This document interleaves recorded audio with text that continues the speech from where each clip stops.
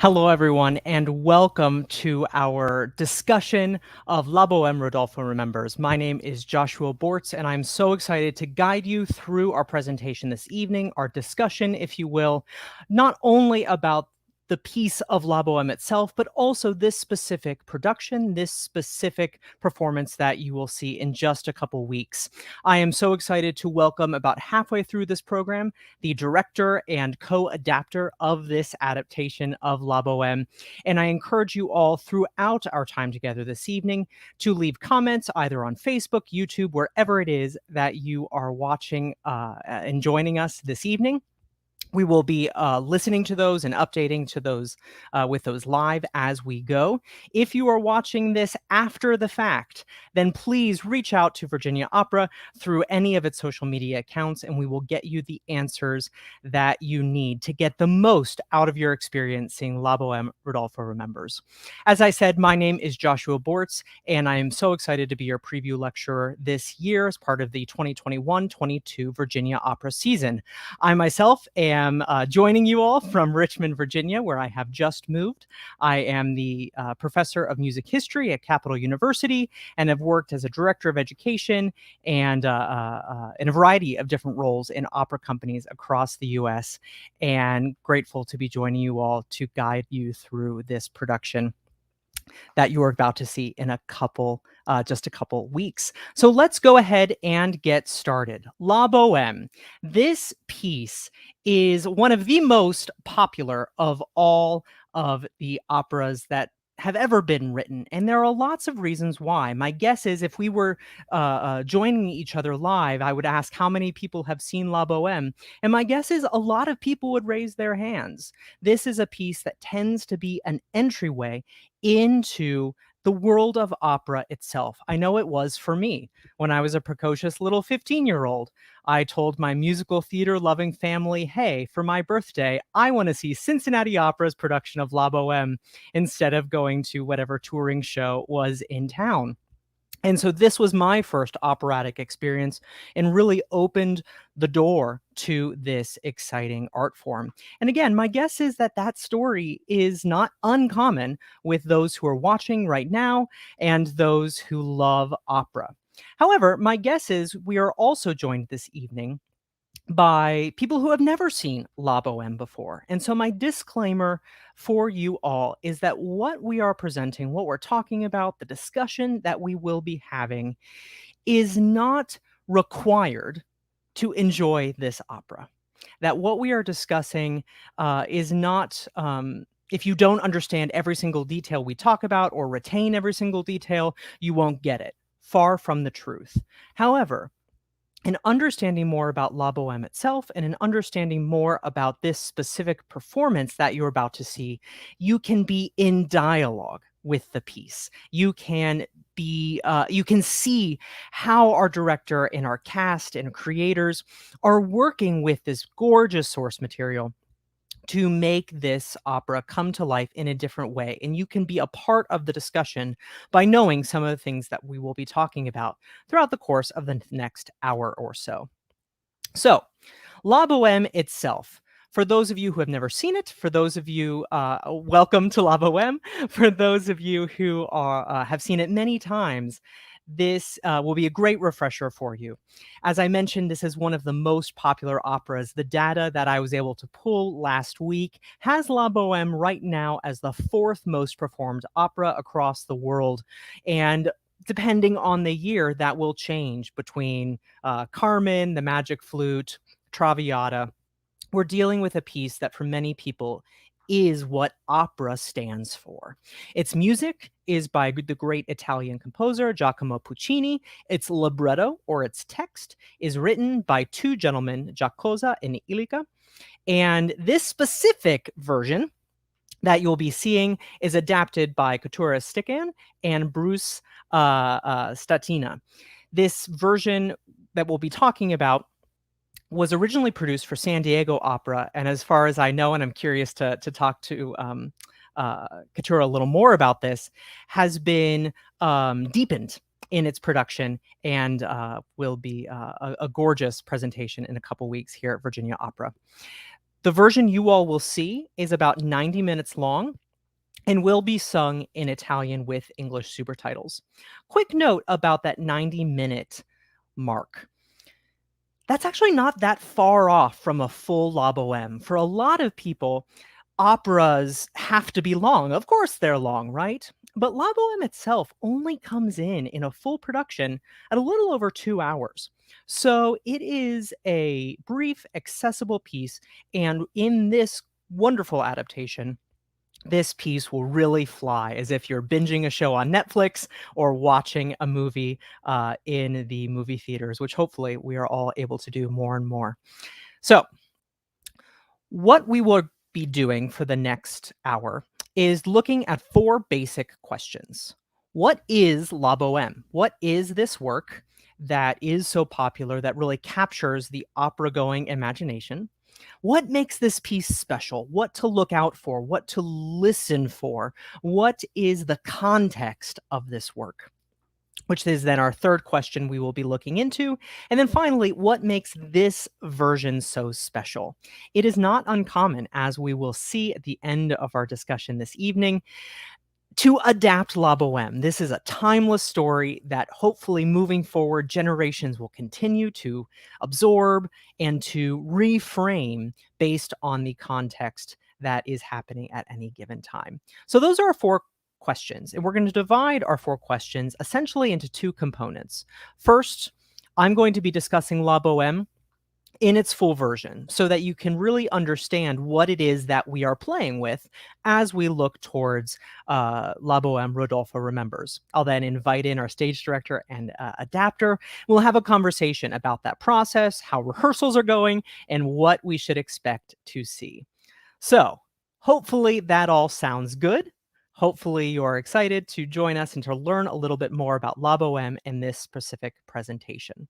I talk really fast, as you can tell, so let's take a quick second and inhale and exhale. And let us dive into the 19th century. La Bohème premiered in its full version in 1896 and really represents, I think, the culmination of opera in the 19th century. It is where all of the strands of the different operatic traditions and different national areas come together into kind of a perfect unity. And so, in order to really understand where La Bohème comes from, both in plot and in musical and dramatic structure, we need to take a quick moment and look at the 19th century as a whole. To American audiences, the 19th century tends to be a century we think about with Industrial Revolution, Manifest Destiny, and all of the atrocities and complexities that go with that idea. Same thing with the American Civil War. And so we don't really always take the time to look at what was happening in Europe during the 1800s, 19th century.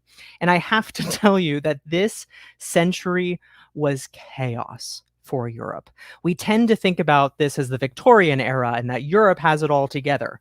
They did not. Let's take a look at this map of Italy. So this is the homeland of Puccini himself. Oh, excuse me.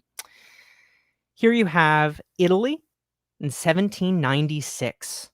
All right, so right about a decade and a half after the beginning of the French Revolution. Here it is again in 1810 during the era of Napoleon. And then in 1860, when Italian unification finally happens. Look at all of those political boundaries that are changing in just a century. The world that Puccini is reacting to is like an earthquake with everything constantly shifting and moving. What is Italy? Italy is not politically unified until the 1860s. Puccini was born remembering what it was to not be politically unified. That is a lot of change.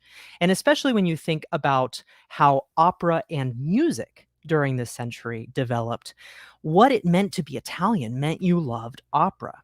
And so opera is giving voice, it is giving rise to all of these changes taking place throughout the 1800s. This is the context, this is the turmoil that Puccini is born into. France is also very important to our discussion this evening, since this is the world of the Bohemians. This is the world of Rodolfo and Marcello and all of the other characters that you will come to love if you have never seen La Bohème before. And let's take a look at the chaos that is roiling here, beginning with the French Revolution. And they're not only changing political boundaries across all of these different revolutions you see listed, but they're changing styles of government, going from empire and monarchy to republic and democracy and back and forth and back and forth. And bohemians and students, like our characters in La Boheme, in many cases are the ones leading the charge for reform, for revolution. France is just as much of a mess, of a roiling chaos as Italy. Again, this is a century of turmoil. And again, that might be very different from the way that you've thought of this century before. Outside of political boundaries, we have uh, Darwin and Marxism and further industrialization and nationalism, all of these different things roiling, creating the environment that will eventually lead to World War. Europe was not settled during the time of Puccini. So even if we sit back and say, this is opera, it was on the cutting edge. It was trying to make sense of the world that was swirling around.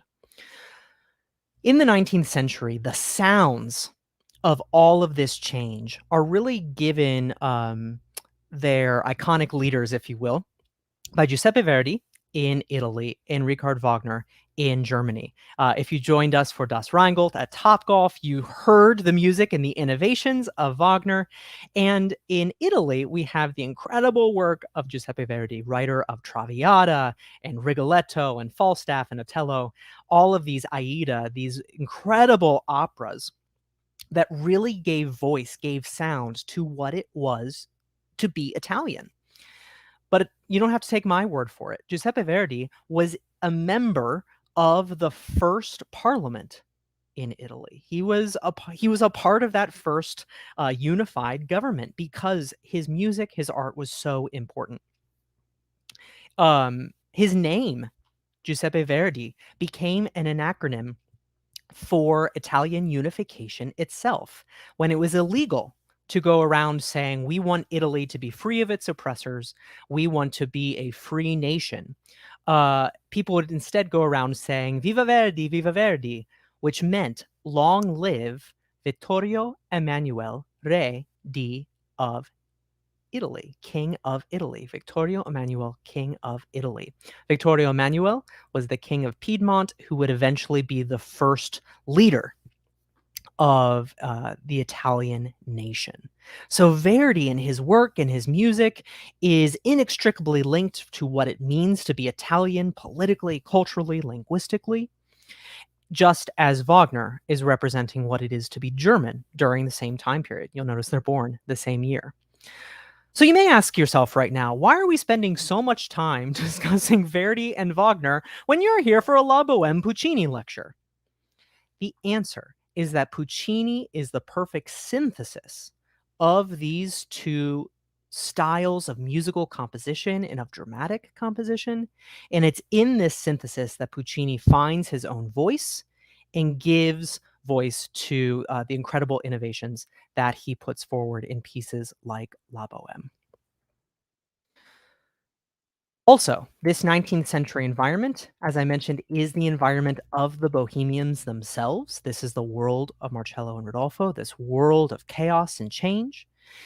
All of this, Giuseppe Verdi, Wagner, Italian unification, all of the changes in France, all of this influences the life and works of Puccini. And it also helps us realize that we are not that disconnected from the past. There is a tendency in opera to kind of silo these older works from what is happening now. And one of my goals this evening in our presentation in this first part, and also when we bring in our stage director, is to really kind of collapse time. Puccini dies in 1924. Puccini came to America. Puccini drove a car. This is not something that is remote and removed. This is something that is immediate and on the cusp of true modernity. Puccini is a modern man, and if Puccini was this impacted by what was happening in the 19th century, then maybe we are not so far removed from this time period as we may think. So I want to now turn our attention to Puccini himself, to his life, his times, with this cultural background of Italian unification, the music of Giuseppe Verdi, the music of Wagner, that is all kind of swimming in the undercurrent of Puccini's life. Puccini was born into a very, very musical family in Lucca, Italy. There are Puccinis who were incredible composers and musicians going back 4, 5, 6 generations in Lucca, this very, very beautiful part of Italy. I had the pleasure of going there once. And so here's a picture, not that I took, but of looking onto the main piazza in Lucca. And as a member of this musical family, Puccini showed very early musical promise. He wrote some early compositions, and in particular, with his orchestration, which is the instruments that need to be played at various moments, he showed that he had real musical genius. And that skill, that orchestration, skill with melody, his studying of the scores of Giuseppe Verdi, led him to be admitted into the Milan Conservatory.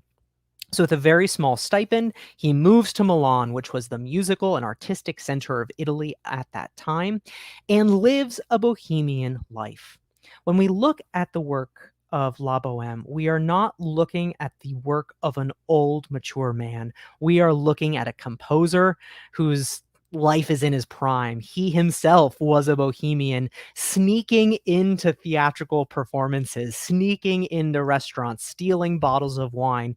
Anything that the bohemians are doing on stage is probably something that Puccini himself did. It's also during this period that he begins a tumultuous affair with Elvira Bonturi, who was a married woman who would eventually, Puccini and Elvira would have a child together.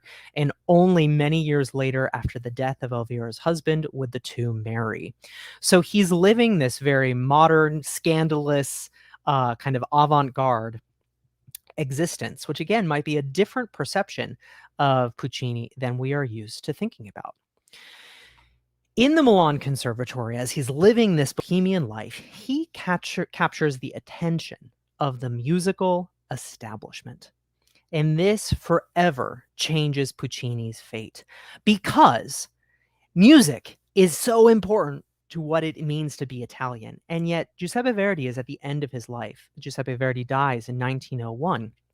And so in his final decades, people start to look around and say, what's next?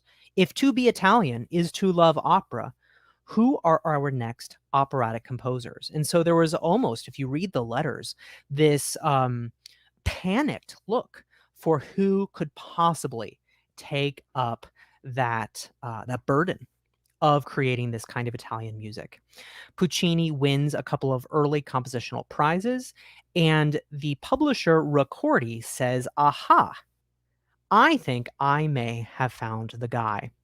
And Ricordi, who is Verdi's publisher, begins to promote the works of Puccini and begins to give Puccini the opportunities that he needs to be Italian music in this new generation.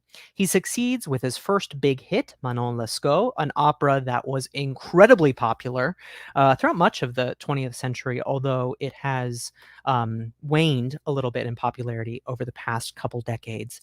And from this point on, the world becomes Puccini's. He can create anything that he sets his mind to.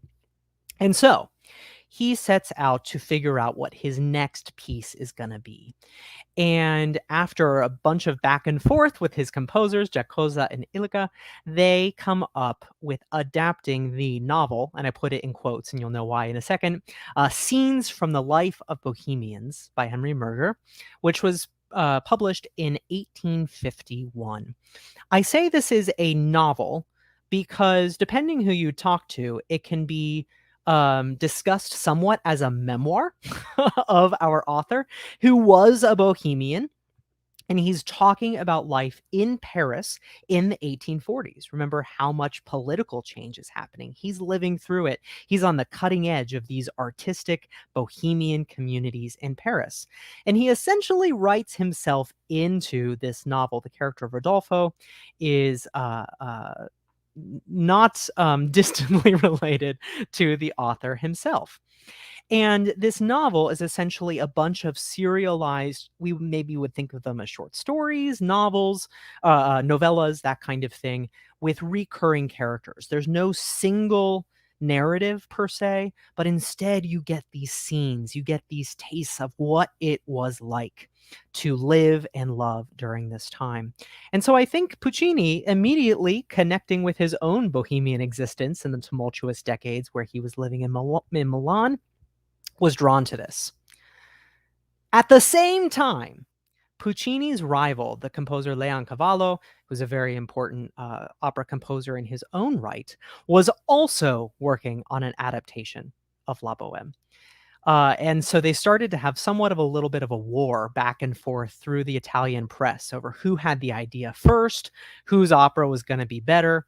And unfortunately for Leoncavallo, his opera premieres after Puccini's version.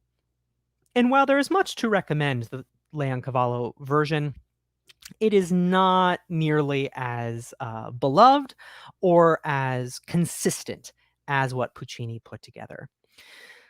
The writing of La Bohème itself was very slow, and the collaborative relationship between Puccini as composer and his two librettists was somewhat tempestuous. They were constantly threatening to quit, constantly threatening to tear up pages, as this piece underwent many, many different revisions. And Puccini himself, who's a jet setter traveling the world, mounting productions of Manon Lescaut, is writing in these fits and starts. And part of what causes these fits and starts is because they're basically taking a series of interrelated short stories and creating a cohesive evening of theater. That's hard to do. That is really hard adaptation, and the work and the tears that went into it, luckily, paid off. The work premieres in 1896, as I mentioned earlier, in Turin. It was not allowed to be performed in Milan because the score was being sponsored essentially and published by Ricordi, and there was a spat there. So it premieres in Turin and received mixed critical reaction. A lot of people said, it's not as good as Manon Lescaut. Puccini is doing the same thing again. There was some lauding of the arias, but not necessarily finding it a cohesive evening of storytelling. However, the box office receipts don't lie. And very, very quickly, this piece is picked up by theaters all around the world and becomes beloved almost from the get-go. And so it quickly becomes the more popular work. The piece itself is structured in 4 acts. We begin in the garret apartment of Rodolfo, who is a poet, and Marcello, the painter. And in this opening scene, we get a sense of where they are, of what it is to be a bohemian, of what it is to be a youth living and thinking about art and love in Paris. We meet their other friends, chaos ensues, lots of shenanigans, lots of youthful energy. This is a youthful opera. At the end of Act 1, Rodolfo meets the beautiful and lovely Mimi, who's a seamstress who lives in his same building. And they beautifully fall in love after a series of introductory arias and a gorgeous duet that really is time out of time. We then move to Act 2, which is where we see our all of our friends and all of our bohemians, including Colline, who's a philosopher, Schaunard, who's a musician, Musetta, who's a singer, who's in love with Marcello. You see the webs of these relationships come into play, and you see, once again, chaos and love reign. As La Bohème is performed, we then go to Act 3, where the relationship between our two central couples, Rodolfo and Mimi, Musetta and Marcello, are now on the rocks. And we realize that part of that is because Mimi, who has tuberculosis, is getting sick, and Rodolfo doesn't know what to do with this death and sickness that is encroaching in his youthful life. Some audiences find the transition from Act 2 to Act 3 a little jarring. And that's actually because there is a missing act that was originally the libretto was written, although to my knowledge, there's no version of it that Puccini set that kind of bridged the gap between Acts 2 and 3. And so it's worth knowing that we see Mimi, uh, uh, the vicomte, a very rich man, has his eye on her. So we see the relationship start to transition during this missing act as they're getting kicked out essentially of an apartment, and Musetta throws a big party in the courtyard as all the furniture is being thrown out of her building. So there is this kind of missing piece that sometimes we with our imaginations need to fill in. And then the opera ends with going back to the garret apartment many months later. Turns out that Rodolfo, after having broken up with Mimi, still loves her, and she comes up, and we get the gorgeous final moments between these two in love. So you get these scenes from the life of the Bohemians with the central relationships of Mimi and Rodolfo, Marcello, Musetta, kind of marking time throughout all of the various adventures that take place in this opera. So that is how this piece was structured by Giacosa, Illica, and Puccini. And it's worth kind of basking in the quality of the adaptation from the very differently structured original source material. When listening to La Bohème, this is where our introduction of Wagner and Verdi come into play, because what Puccini does in this work is he perfectly combines the best of Italian, German, and French music, particularly the works of Verdi and Wagner, into a cohesive whole. From Verdi, Puccini understands uh, melody and how character can be infused into melody. For example, at the very beginning of the opera, you're going to meet the character of Marcello and Rodolfo, the painter, who's very tempestuous and kind of gruff, and the poet. And their melodies, their music is beautifully encapsulates their character. Marcello is very kind of pointed with his rhythms, and kind of there's not a whole lot of flow to his melodic lines. And then in comes Rodolfo in a beautiful lilting 3 melody that you just want to hum under your breath. We see the poet's soul, we see the painter flinging paint at the canvas, all through melody.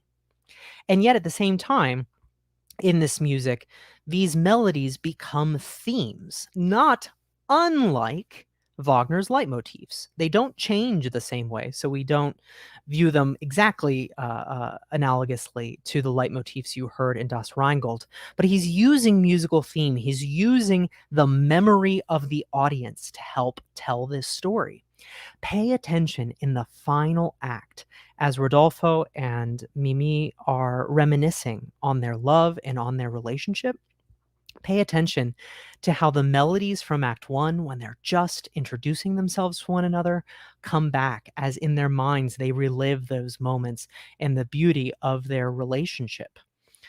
That is Wagnerian. And in fact, what Puccini does, and what almost just takes my breath away every time I see a Puccini opera, is he takes the musical scope of Wagnerian characters, these great characters of myth, whether it's Brunhilde the Valkyrie from the Ring Cycle, or Parsifal, or Tristan and Isolde, these mythic characters, and he gives that level of music and lyrical expression to a little seamstress who's just living a pretty subsistence life in the middle of Paris, to these fun youths living in Paris, these bohemians. In the case of Madame Butterfly, to a young girl who, due to a variety of issues in her life, finds herself captured and caught. He gives Wagnerian life to little people. And that to me is an incredible point to make, that Puccini allows all of us to live Wagnerian lives, to live these mythic lives that can really mean and sing.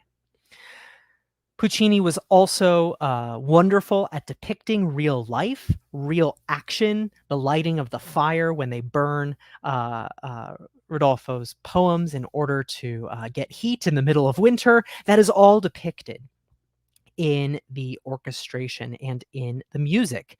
And environment is a part of what it is that Puccini is creating. This isn't just local color. This is something more. So he's using melody to structure the opera and using brilliant orchestration in order to do this. After La Bohème, Puccini has become an incredible success, and he follows it up with pieces like Tosca and Madame Butterfly, big hits at their time. Again, most of them receiving a mixed critical reaction, but audiences know better, and these pieces immediately began to sell. Here's Puccini in his first car that he was very proud of. Again, we are looking at a modern man. His life then tragically had scandal in it, as his relationship with Elvira somewhat devolved.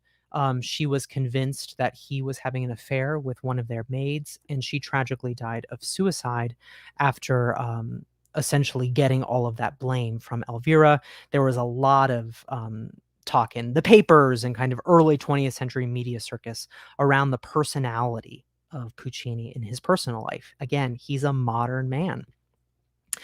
He does go to the United States. He premieres 2 operas at the Metropolitan Opera, his La Fanciulla del West, the Girl of the Golden West, and Il Tridico, which premiered in 1918. And he died in 1924 of a heart attack due to complications due to an emergency lung surgery, with his last opera, Turandot, unfinished. And so that's not that long ago. We have a modern man who represents modernism, but also the culmination of the 19th century, and brings all of those influences together to create beautiful human works.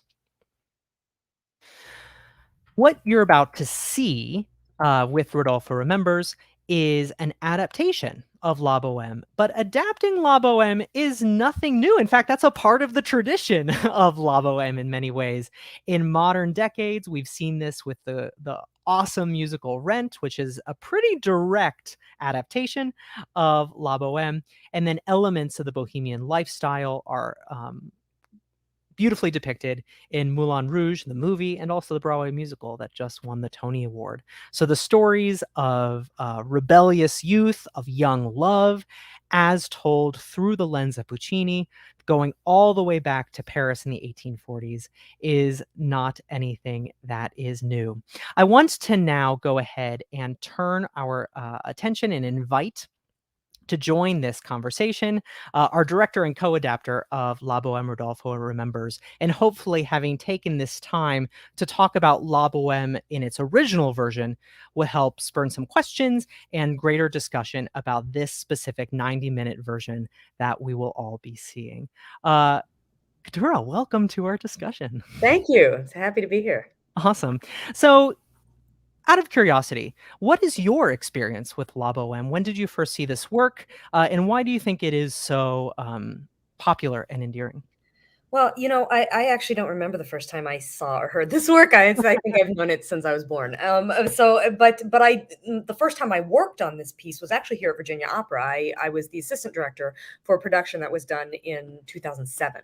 So it's been a while since the first time I actually was in the theater with it, and I've reacquainted myself with it over and over and over since 2007. So it's been a long journey that I've had with this particular. Yeah, kind of living in your subconsciousness at this point. Absolutely. Yes. And why is it endearing? I mean, the music is gorgeous. I think that there's that. I think the fact that it's about youth, and it's about grief, and it's about the hunger that we have when we're young to throw off everything that adults are telling us we have to do and just live our own lives. I think that we can see so much of ourselves in any one of these characters that that becomes it makes us hurt so much more and love so much more with them, and that's why this piece survives. Is A, it's beautiful to listen to, and B, the story is just so well told Yeah. that we dive into it really easily. Yeah, I think, to me, I have a rule. It's called the Mad Men rule, which is when you depict something so specifically that it becomes universal. And I think what you're Yes. getting at is like this is so beautifully encapsulating the lives of these characters in these moments that we, you know, a century later can say that's me too. That's Can you exactly right. talk a little bit about how this adaptation came to be and what audiences will experience with this particular version and vision of the This work? this is an adaptation that came directly out of COVID protocol. I was contracted to do a La Bohème, a traditional La Bohème at San Diego Opera that was supposed to happen in 2020. And of course, we all know what happened. And so San Diego called me and said, we really don't want to cancel this. We want to figure out how to do it. And they were really interested in doing drive-in opera at the time. They'd been talking to some other people who had been doing drive-in opera. And so, kind of last minute, actually, because we were waiting to see what was happening with COVID and what the protocols were going to be, we threw together a production, and I came up with a concept because no one was allowed to touch each other in this production. We all had to be 15 feet away from, all the singers had to be 15 feet apart from each other on stage. And I thought, well, how do you tell this love story when you can't get anywhere near each other? And I started to think, I had actually picked up Henri Murger's book, the La Scène de la Vie de la Bohème, Mhm. which you had been talking about, and was reading it again. And it occurred to me that Rodolfo is Murger. They are the same person. And Murger, 10 years after he was a Bohemian in Montmartre, told the story of these of him and his friends. He just renamed himself Rodolphe. Rodolfo. And so I thought, well, memory is a really funny thing, right? We can dive into memories. We can get, especially if we are remembering something that comes from grief, something that comes from trauma, which Rodolfo very much is, in dealing with the death of his dearest love. Mhm. That when we go back and dive into these memories, they become very, very vivid for us, and we can place ourselves exactly where we were and have extremely so extremely vivid that we can nearly touch what we remember. So I thought, well, wouldn't it be interesting if we actually really tell this story from Rodolfo's point of view, that we really start to think about what Rodolfo was thinking and seeing and dealing with, and what if I place him in Murger's place? And so we've set the piece 10 years after Mimi's death in an apartment that Rodolfo was living in. I always feel like he's no longer in the garret. He's gotten himself a job working for a reputable newspaper or whatever, and is at least making enough money that he could move downstairs a couple of levels and be in a furnished apartment that, isn't up in the attic and Right. isn't freezing cold. He can buy wood. He can buy food. So And we therefore his youth is kind of gone. He's become a his little youth is, more and that's a significant part of us understanding Rodolfo looking back, is that he's lost his youth and he also has lost Mimi. He's Mhm. lost the love of his life, and he's lost the freedom that he had when he was a young bohemian. So we are looking at this all through the lens of a man who may have been 22 at the time and who is now 32 years old and has much more ability, but also much more responsibility. And so he is in his study, and all of these memories crop up for him, and he can dive into them, but he can't touch them because they're memories. Hmm. One of the things that we sort of discovered when we were in San Diego is that Mimi is the only one conceivably who is no longer alive. And so Hmm. Mimi plays a special role, and it's actually kind of a manifest as a ghost in his study. She just appears there. And the reason that we kind of went that direction is because it allows Mimi to also step out of the memory Hmm. and have moments with Rodolfo that are truly connected, as opposed to him just remembering her as she was. And In that specific scene. Mhm. correct. And we found that so delicious that he actually could somehow, even if it's all in his head, it doesn't matter to him. Being able to have that relationship with her is significant and something more than just remembering what it was like to be at Momus on Christmas Eve that year that Musetta went crazy. So, Right. so I think that that's sort of the way that we kind of walked into it, and it's just continued to evolve since then. That's really I just kinda got chills as you were describing that. That's awesome. So is this production can you talk a little bit about, the physical production? So this is set in the 19th century, which is not It's set guaranteed in in any yeah, production of it's Bohème? set in the 19th century. It's actually the costumes are we've moved it ahead in time, and it's only because of actually the costume package that we were able to procure. So Mhm, the costumes that we're looking at are actually 1890s. mhm, So we're about 50 years in the future from when the original Bohème would have taken place. But so all of the people that you see in the memories, Musetta, Marcello, Colline, Chonard, Alcindoro, and Mimi, are all in the costume of the 1890s. And then Rodolfo, you'll see he's actually in a modern shirt and a much more modern tie because he's actually, we've decided, is in 1906. mhm, So he's moved himself into the next century, which is also mhm, significant in terms of just all of the things that changed for life. right. When Electricity is now oh there. my You don't need gosh, to light all the the things Garrett changed. fire. Exactly. So as you speak of Puccini being a modern man, he has moved into the modern era. But his memories, of course, 10 years previous, we see that Victorian dress. Mhm. Yeah, and Um, I but also I love that because also the distance of the writer to the original source material is now the distance of it's Puccini exactly the to his distance that Bohemian Hergé era, had like, this between is his book and him when he wrote it. So it's exactly the amount of time that he was experiencing his own memories. The set is brand new. Court Watson is my designer. He's wonderful, and he extremely detail oriented.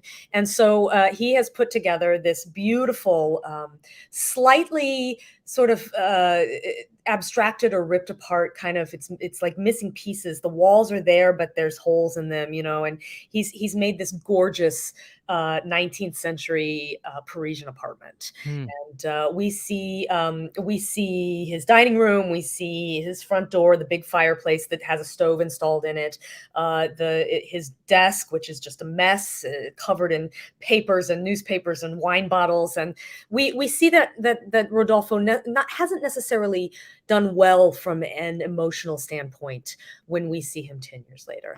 And then we also see sort of a parlor area that has an old ratty chaise. And what was really important to me is that the object that Mimi passed away on is the one thing that he kept from the garret hmm. and moved down into this apartment.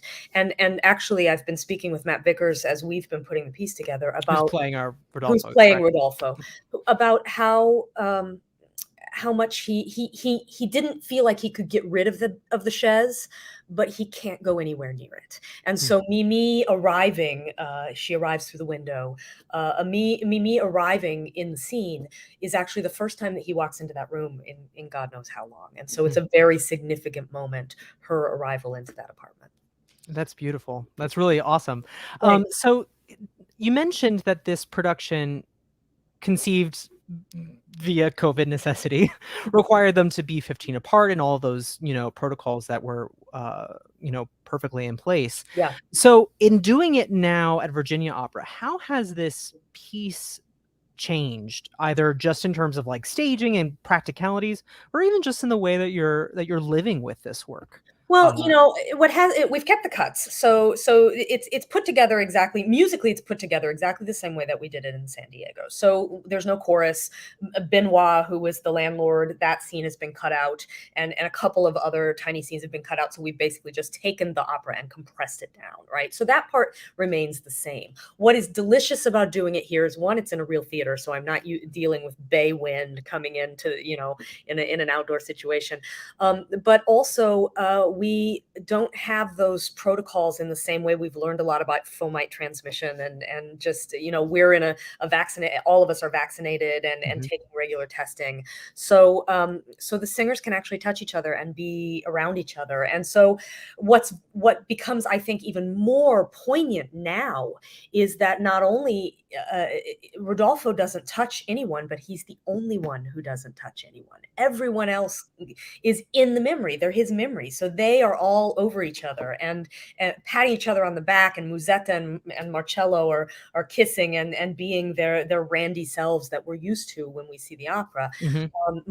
Rodolfo is a man apart, and he's very much the observer of the situation, and just trying to basically it's become a very distinct grief journey of how he realizes that he's never gotten over Mimi's death, and trying to figure out how to navigate his way through what happened so that maybe he can release her finally. And I think that as much as that came through when we did it in our socially distanced way, the way that we're doing it now is going to be more pointed, Mhm. because we can really see him as the only one who is not truly joining in the celebrations. Yeah, and I love that. That's such like a time capsule of the creative experience where like this Yeah. practical reality leads to this decision that then, oh my gosh, this becomes, what Well, this we whole thing found is like about. this is really interesting, actually, and seeing it. I mean, gosh, so many people know Bohème so well that to see the show, me included, with from this lens of Rodolfo's hindsight, it just it allowed me. I mean, I've learned so much about the show just doing it in this manner, and that's what we hope is actually the audiences that know the show really well will actually learn something about these characters that they may not have ever thought about when you're seeing it straight through the way that you're used to. Right, exactly. And even audiences who are new to La Boheme, this Totally. sounds, I mean, It's this is the thing. This is it's what it all, is. all the hits are there. We're not losing any of the brilliant tunes. I think that people who are new to it, it's actually a really good way in, because it's only 90 minutes long. So it just gives them a taste, and then it allows them to really see what the story is, and hopefully they'll want to see the real thing Yeah, eventually. Yeah. absolutely. Um, so you have been in rehearsal now for a couple of days. Can you give us any insights in how that's going? Talk to us about our incredible cast, Yeah, it is and an this group of incredible cast. Bohemians. This is a group of fantastic singers. I am they're willing. They've jumped into the concept with both feet. They sound glorious. It's I haven't heard much without their masks on yet, because we're rehearsing in masks. Mhm, But everything I do hear, I'm like, oh, this is going to be so great. I also just, we just worked through Act Two today, and what I'm trying to do is that we get a little more abstract with movement as we move through. As he gets later, because we're doing this in real time for him, as he's drinking his wine and dealing with this grief, as we watch him go through the evening through these memories, things just get a little weirder and a little weirder, as memories often do, and they mhm. overlap and they do weird things. And so going in and out of both naturalistic storytelling, which is so much of this piece, and into something a little more abstract has been one of those things that you've got to like turn your brain around when you're doing it. And so it's been interesting to see like who can grab onto it the fastest, and who can get there. And Act Two is the first time that we actually kind of see the turmoil start to build in Rodolfo's brain. But these singers have embraced it, and when you have a whole room of people who decide to jump on the bandwagon together, you create some pretty spectacular stuff, because everyone's just right there with it. So I think they're going to knock your socks off. Yeah, the other thing, just kind of hearing you speak, that gets me really excited is Puccini has this reputation of writing operas with, like, all the stage business. La Boheme does become often about kind of props and baguettes and various other things, and same thing with Tosca and her candles, and, it becomes about environment, and yet, he's on the cusp of modernity, and this is about psychology. So, Yeah, like, exactly. This is, yeah, exactly. We've gone into we're in this the era of space. Freud. We've leapt over the cliff a little bit into a modern time, and really are telling this as a piece of modern storytelling, as opposed to uh, Yeah. an antiquated piece. But yeah, it's an interesting journey. And speaking of props, I want to mention that, like, we weren't allowed to use props. Only one person. So our Rodolfo is the only one with props in San Diego. Here we've got a few more props, but ultimately I had to decide, like, what are the props that Rodolfo would remember, right? What are the Mm. things like, does he remember exactly what the violin looked like that Schonard carried? Does he remember anything that I thought would just sort of fall off into the wayside, like the type of glasses they had at Momus and the food they were all eating, et cetera, et cetera. We've dispensed with. And so you see a lot, there's a little bit of, I'm not a big fan of calling it mime, but it is mime. And there's a little bit of sort of the memories are a little disjointed because, for instance, Alcindoro and Musetta sit down, but there's no table. But they act as if there's a table there. And Mm. so everything's got a little bit of, there are pieces missing of it, just the way that memories do for us, Yeah. where we can remember something really vivid, and then other parts of it just sort of fall away into the ether. And that's been an interesting thing to play with as well. That's really beautiful. For those of you who are joining us online, please do write in any questions that you may have. I see we are joined in this discussion by our conductor, Adam Turner, this evening. Fabulous conductor. And I actually want to just go ahead and pull up for a moment our creative team that we have here to Katura's wonderfully mentioned a number of these people, but we have the Virginia Symphony Orchestra who will be playing this, cast of wonderful singers, brand new set, as was already mentioned, as well as a fabulous lighting designer. Really incredible production that we have coming your way. I see a couple of new comments. Let's see. People saying this sounds fabulous, Katura. So this is awesome. I have a question. I wasn't actually planning to ask this, but I'm really curious. Sure. Puccini, as you know, maybe talking about his biography, he had this really kind of complicated relationship with women in his own time. Yes. And yet he wrote, these women that have, more complexity and soul than most characters in opera. Can you talk a little bit about kind of approaching the female roles in a Puccini opera? Yeah, these women are modern women. That's the thing that I find so interesting. And I mean, even looking at I mean, let's look at Minnie and Fanciulla. Let's look at Turandot. Let's look at Chocho-san. I think that so many of the women that he wrote have very modern sensibilities and they're very strong characters. And so being a woman and approaching the female characters in his operas, especially looking at La Bohème specifically. These are women who know what they want. And I love Musetta is such an interesting, modern, amazing character. And these women at the time, they both, Mimi, well, Mimi starts out as a grisette. Musetta is more of a courtesan, more of she's like a more like a high priced escort. But they all both of these women worked the sex trade, even though they had other jobs, teaching singing and sewing, etc. And so they had to have a certain like incredible strength just to be able to walk out the door and do what they do. So if you look at Musetta, you're looking at somebody that's much aligned with sort of the Violettas of the world. And I always think of Violetta as being one of the strongest characters in opera. Absolutely. So when I look at these women, I approach them, he did not write Shrinking Violets. He did not write women who sat and did the right thing, the right thing according to what men thought that they were supposed to do. They spoke up. They said what they meant, and they were strong and powerful. And so I think that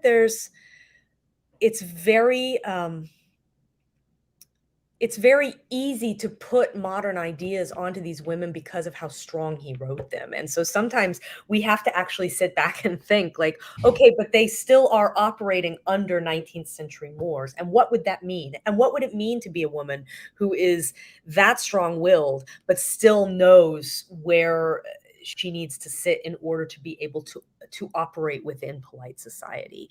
And those are the things that I'm constantly having to think about with his female characters. That's awesome. And why we love, these operas directed by all kinds of different people from all kinds of different backgrounds. We have a comment from either Facebook or YouTube. She says, My perception as an audience member from your description is that Rodolfo is somewhat segregated from the other characters because the character's in living memory. Can you maybe talk a little bit about working with our Rodolfo of when we're in the memory, when we're not, and kind of how that functions? Yeah, it truly goes back and forth, and I don't think that he will always feel segregated. There are certainly times when we feel him pull out of the memory, and we get to see him as himself now in his present, dealing with memory. But when he dives in full bore. And it's one of the things that Matt and I have actually been talking a lot about is when is he singing these words as he's remembering them, and when is he fully diving into the memory and just experiencing the memory for what it was and letting it surround him. And we go back and forth on when that is. And what I find is that um, it's the interim, it's the transitional moments where we really see him pull away more. And when we're in the midst of the scene, he dives in. And the interesting thing that we've also discovered about Rodolfo, Matt and I both sort of dealing with the score, is that Rodolfo is the natural observer, and he's written as the observer. And even like particularly specifically today when we were dealing with Act Two, we were looking at all of the things that he says. Rodolfo, once he sits down with those with his friends, he doesn't speak very much through the rest of the show, through the rest of the act. He's very much on the sidelines. He only sings what everybody else is singing, and therefore sort of feels like an observer of the situation all on his own, without us having to change anything within what the score is telling us is actually happening. And so in those moments, it's very easy for him to go back and forth between truly being an observer of a memory and being the natural observer within his group of friends. And yeah, it is something we deal with on a daily basis with rehearsals. But I don't think it will necessarily feel like he's segregated from the group, as much as you'll get to see him going back and forth between his present brain processing what he went through and being able to be within that memory as it's rolling. That's beautiful. We only have a couple of minutes left. I'm wondering, Katura, if there's anything else that we haven't discussed about this production, and if the answer is no, then what is it that you hope audiences leave either thinking about or having experienced with Well, this production? I think, first of all, I think they're in for a glorious night of music. I mean, I think that you can't go to Bohème, any version of Bohème, without that. But Mhm. to me, what has struck me as I've been working on this is, and it didn't set out necessarily this way, but I think that by doing by approaching the piece in this way, we found a way to resonate with what we've all been going through. We have all mourned people who have died way too early. We have all been separated from people that we want nothing more than to touch right in that moment. We've all felt ourselves living in our recent memories about what we were used to be able to do and the stuff that we used to have. And so I think that there is a resonance in this particular type of storytelling for this opera that I wasn't expecting when I first put it together. And the more I worked on it, the more I thought we are living in a time of remembrance just by being right now. And so therefore I think that this will hit harder than maybe people are used to with, and Bohem hits pretty hard as it is, but to me it caught me harder than I was expecting. And I think that that's audiences will feel their own emotional life much more inside of these characters than I think maybe they're used to. That is, yeah. I have nothing more to say except like, yeah, that rings true, and I think we're all in for a treat. Again, thank you so much for your time after a long day of rehearsal, Yeah, it's great. talking about what specifically we're going to experience and how the full version of La Boheme and this adaptation, this it's I don't want to overstate, but it Distillation still is is what mostly, we're yeah, telling. Yeah. of La Boheme, Rodolfo Remembers, performing all across Virginia in just a couple of weeks. Please go ahead, get your tickets. This is going to certainly be an opera to remember. Thank you all so much.